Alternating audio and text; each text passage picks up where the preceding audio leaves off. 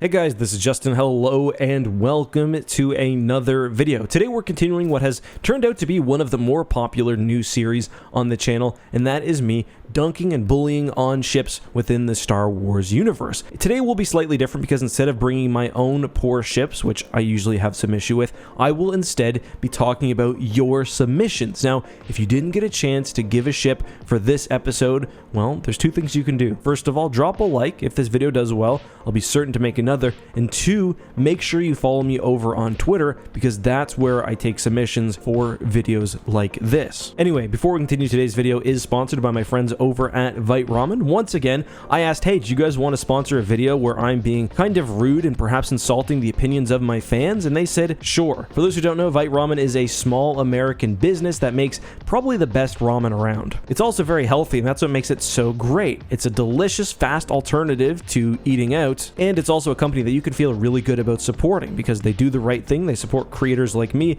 and they pay their employees a living wage. When it comes to buying ramen, however, it's gotta taste good, and Vite Ramen obviously does. I actually developed a flavor for Vite Ramen. It's called Massaman Curry. It's so popular that it's completely sold out. However, I would highly recommend the roasted chicken flavor as well. Really great. Either way, if you tried it, let me know down in the comments. And if you're interested, use the code Eckhart in the link down below to get not only 10% off your order, but free shipping within the contiguous USA. With that being said, let's continue. So the phenomenal YouTube channel Retail Archaeology suggested that I talk about the gun star from The Last Starfighter. Today, however, we are keeping the discussion limited to Star Wars ships. If you'd like to see me dump on ships from other universes or maybe give praise to them as well, that is one thing that can happen in this series, let me know down below and I'd be happy to expand my focus in the future. The first comment though is from Kilbo Fragons. He asked for the Scythe class. We did cover that in a prior video, and I've also pretty much made an entire video before it was cool bullying the Scythe on the channel. I don't really think it looks like something out of Mon Cala, and the fact that the guns are all on the Scythe and face forward is just a little bit goofy. But again, I've talked about it in the past. Let's move on. Mr. Puerto Rican, who I know is a dev from the excellent Thrawn's Revenge mod,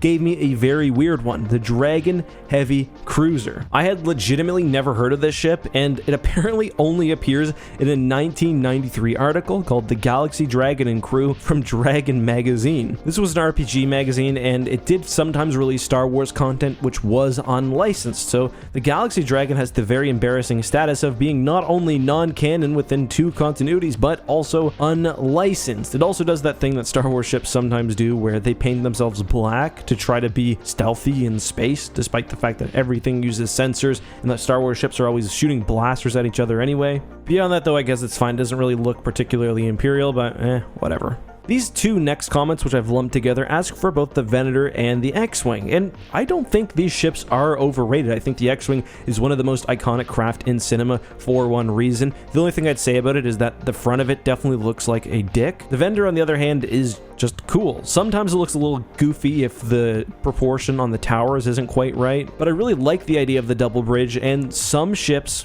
like the Secutor, keep that going, which is a nice touch. Alright, next up we have the Resistance Transport Pod, and I also absolutely hate this ship. First of all, it comes from and is a piece of the Episode 7 ship, the Resistance Transport, which itself is a flying harmonica, and one of my least favorite designs in the sequel trilogy. And as a reminder, those are three movies that gave us new TIE Fighter and new TIE Fighter with red stripe. It also, I think, retroactively messes with the lore of the Episode 7 transport. Initially, that part of the ship was meant to be the old cockpit of a B-Wing, however in Episode 8, it's just clearly a detachable shuttle piece, and it seems weird that you'd retrofit a B-Wing cockpit to do all that instead of just making something else or repurposing an actual small vessel. The Resistance Transport is like a shittier version of either Phantom model from the Ghost. Just really awful, boring design, and the fin is the epitome of goofy. Mitch brings up the Defender Starfighter. I've talked about that. It's got the weird vestigial arms. Not great. And next is Sakuron with the Fury class interceptor. And this is one that I actually get annoyed at because this is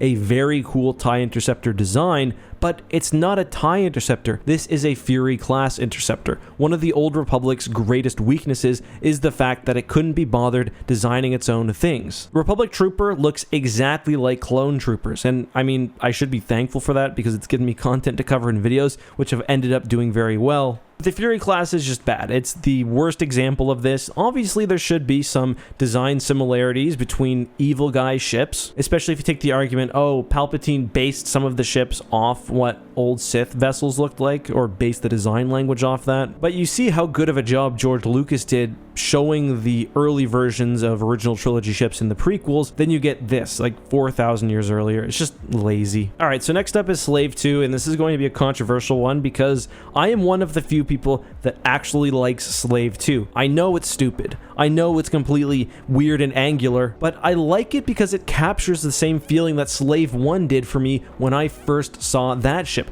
Slave 1 was so different aesthetically from everything else in universe, not just the way it flies and takes off, but everything as a whole. And the Slave 2, with its asymmetry, its lack of any sort of discernible purpose, unlike, say, an X-Wing, which has a clear cockpit, clear engines. So yeah, what I'm trying to say is it's definitely ugly as sin, but it kind of works for me. I don't know. Again, I know that'll be controversial. All right, so Owen suggests the Ewing, and you know what? I actually like the Ewing. I understand why some people think it doesn't live up to the legacy of the X-Wing. I think that's fair, but for me, it's a Star Wars-like design. It definitely rips off Battlestar Galactica a little bit, but I think what the Ewing mostly has to be embarrassed about is the fact that it was repeatedly introduced and used in novels and was meant to be this really technologically impressive ship, but never ended up becoming half, even a quarter as prominent as the X-Wing. Most of the good guys, even far into the future, still fly X-Wings. I think maybe Anakin Solo flew an Ewing for a while, and he was killed when he was like 16, so that's what happens. Maybe not relevant, he didn't die in a space battle, but yeah. It did, of course, take the penis nose of the X-Wing and incorporate that into a modern design, which I think is worth mentioning.